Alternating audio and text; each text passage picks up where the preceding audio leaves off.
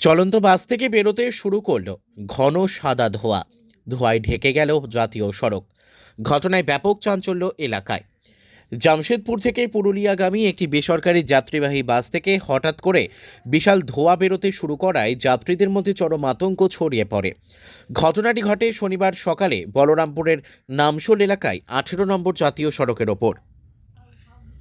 স্থানীয় সূত্রে জানা যায়, চলন্ত অবস্থায় আচমকাই বাসের ইঞ্জিনের দিক থেকে ঘন ধোঁয়া বেরোতে শুরু করে।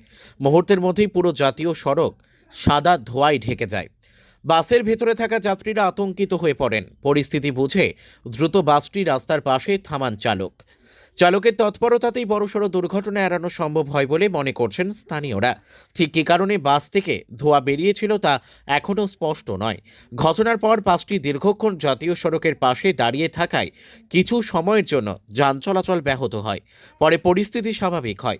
ঘটনাকে ঘিরে এলাকায় চাঞ্চল্যের সৃষ্টি হয় ওই এলাকায়। পুরুলিয়া থেকে বিশ্বজিৎ সিং সর্দারের রিপোর্ট, বিগ নিউজ বাংলা।